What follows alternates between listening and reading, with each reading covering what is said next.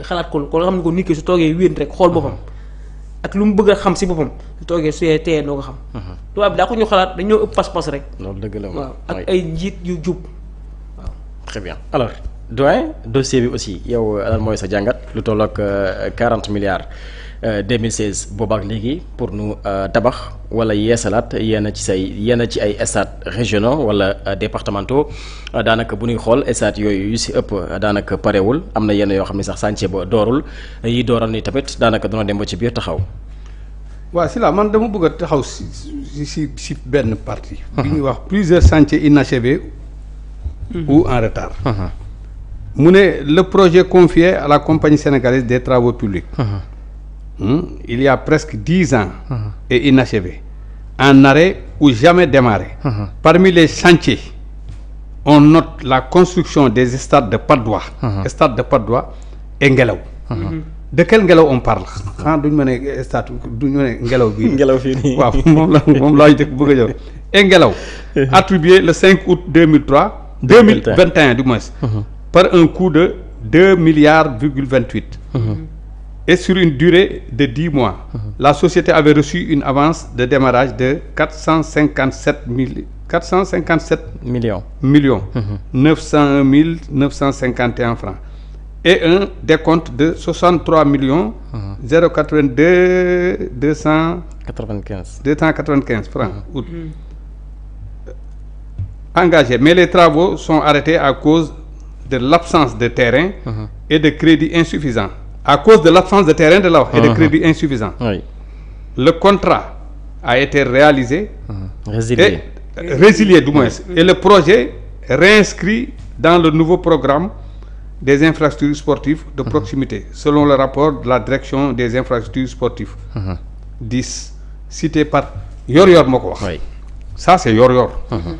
waaw mais man xam nga lu ma ko comprendre c'est-à-dire construction stade yooyu. ñu wax stade Patte d'Oie bi ak bu Ngelaw.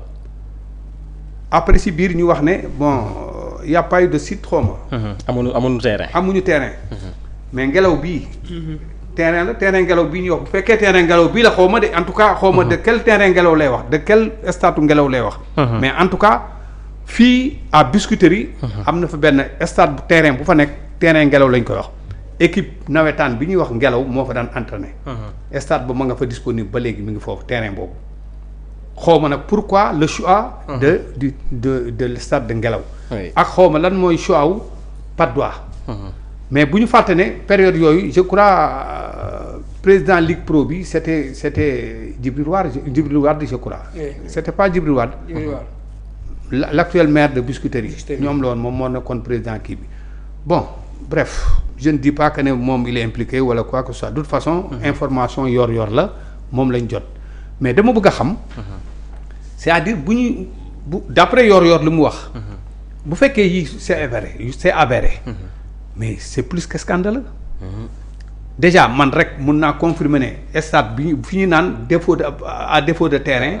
amuñu mun naa wax ne pour le cas de Ngelaw c'est pas vrai fii may wax ak yow nii xale yi dañ fay football foofu terrain bu ma xam ne dëggantaan xale yi dañ fay football chaque ngoon xale yaa ngi fa dañ fay football et le terrain est clôturé c'est un terrain boo xam dañ ko clôturer nii xanaa peut-être dañ ko bëggoon rendre beaucoup plus fonctionnel xëy na def ko xaw ma ce terrain là la ñuy wax wala beneen bu fekkee amul nañ ma informer ak bu Patte d'Oie bi ñuy wax Patte d'Oie aussi il y a des terrains qui sont là-bas à Patte d'Oie à la Patte d'Oie léegi xaw ma ndax terrain yi nekkoon ci Thièli yi ou pas xam nga man je ne suis pas au cœur de la fédération ni au cœur du ministère du sport pour mën a xam réellement de quel terrain on parle ce qu'il en est réellement mais en tout cas li am solo bu am solo je n'ai fait que commenter li nga xamante ni moom la yor bind li mu def yëpp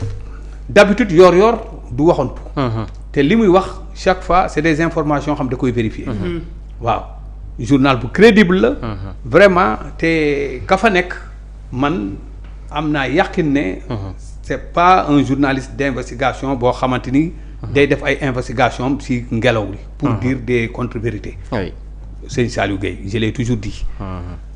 lii dafay wane rek ne sànq li ñu doon wax ci affaire ay dettes cachées ak yooyu lii dafay wane ne ñii ni ñu yoree woon réew mi dafa doy waar et foo ko laal nag ministère boo mënti laal am na njombe boo xamante ni am na fa xëy na dañ ko jotagul wala boog dafa nekk en cours. loolu il faut le dire dañ koy nangu dañ ko dégg nañ ko nangu wax ko et je comprends lan moo tax ñoom ñëpp ñu fippu.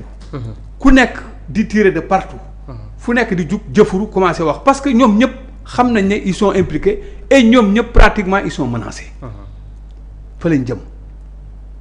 loolu nag moo waral seen fipp yi moo waral seen jug yi moo waral actuellement fu nekk ñu fay tirer. ne serait-ce que pour bañ xëy na askan bi xam li xew wala boog pour que ne dañuy def pression ci kaw nguur gi pour que ñu mën a céder. oui et loolu billaahi dañu nar a sonn l'État actuellement am na liggéey ñaari liggéey la am dans le cadre de la réduction des comptes liggéey bu mucc ayib la état bi am liggéey boo xamante ni il faut que ñu dem jusqu'au bout te liggéey boobu moom la leen askan bi di xaare xam nga man j'ai toujours dit que ne actuellement askan bi xaarul ci actuel régime bi mandat 5 ans bi xaaru ci moom pour muy def ay réalisation dañ leen di xaar pour non seulement ñu redresser réew mi dañ leen te pour redresser réew mi dafa bokk ci dans le cadre de la réduction des comptes ñu jug ci nu mu gën a gaawee pour redresser réew mi dafa bokk ci redresser pour que ñu comment dirais-je réévaluer waat la nga xamante ni moo xew ci gouvernement moo xew fii ci réew mi ci ministères yeeg yëpp daan am xam nga ba tax na daal franchement on n'attend pas de ce régime pour que ñu ñëw suba di ñu wax ay réalisations les réalisations après lay ñëw mais lii bu ñu ko réussir une fois ñu réussir ko billaay ils n'auront pas besoin di dem sax ci askan bi leen taataan seen baat pour que ñu joxaat leen beneen mandat askan bi mooy jug campagnal leen seen bopp moo leen di joxaat mandat bi parce que il le faut dëkk bi dafa naqari de dafa metti mu neex ko mu naqari dafa metti metti bi nag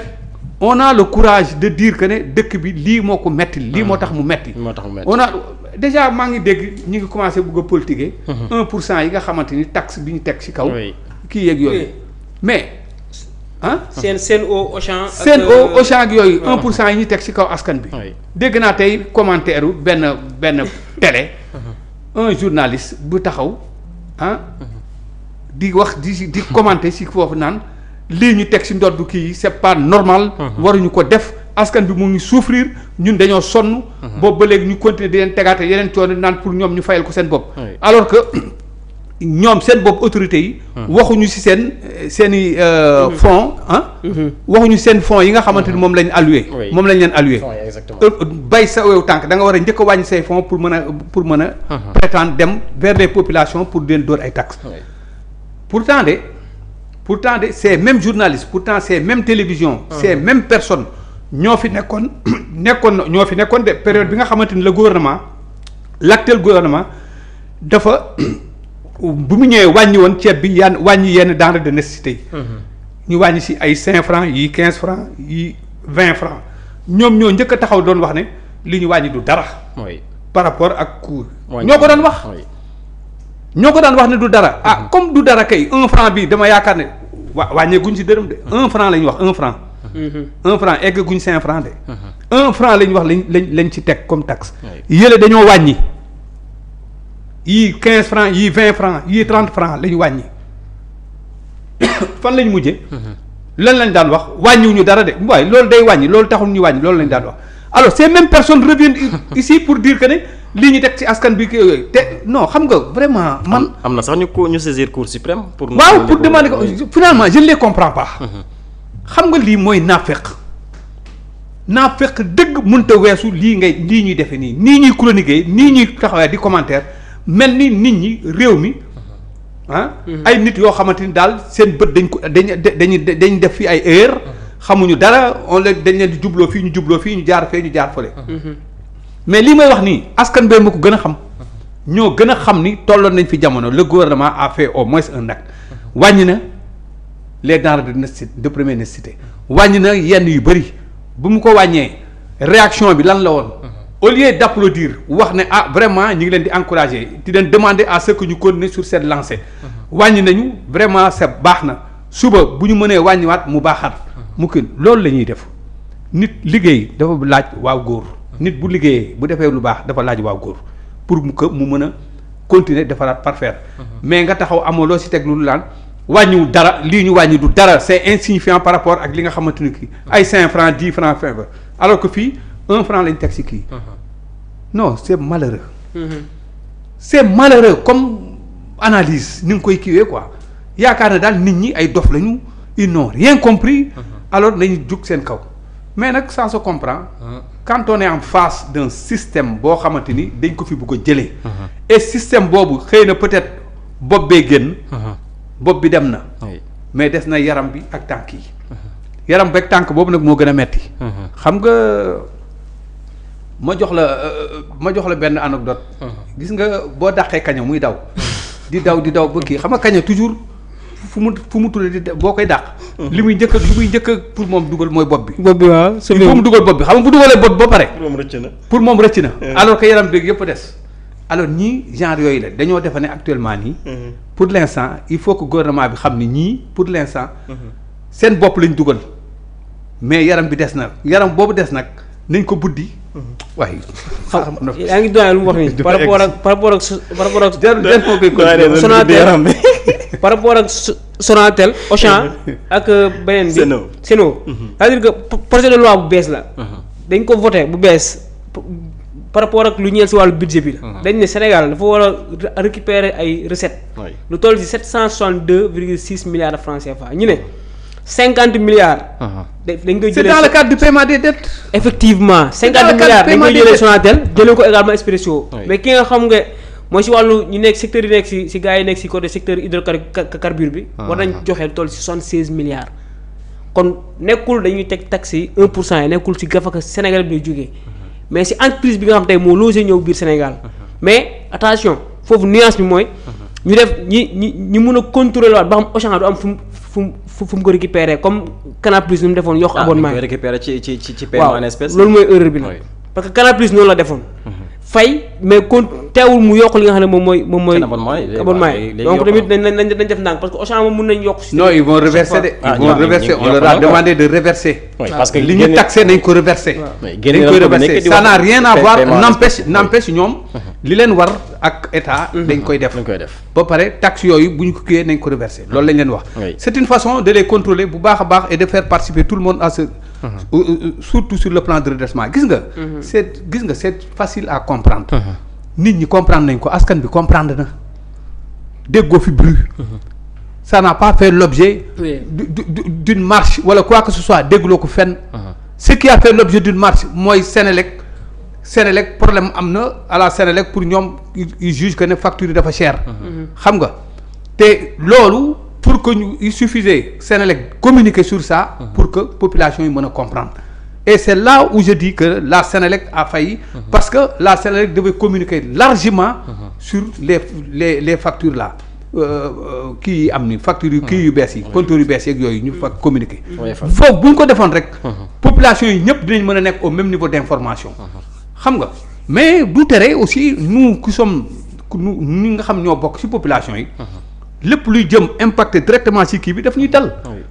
dal donc pour dire problème bi fi nekk rek mooy compréhension communication bu amee compréhension dina am bu ko defee accompagnement mën a ñëw très bien loolu mooy wax ji mais pour l'instant il faut pas que ñuy bàyyi laisser le terrain là à ces gens yoo xamante ils ne sont là que pour désinformer quand au moment où tu construis ñoom ils essaient de déconstruire il faut pas leur donner le temps de déconstruire on n'est pas à l'ère de déconstruire on est à l'ère de construire ère de construire boobu nag vraiment du ñu accepter ay nit yoo xamante ni mal intentionné yàq réew mi ba fii mu toll ñu leen di may temps boo xamante dañuy toog pour di déconstruire kooku duñ ko accepter exactement alors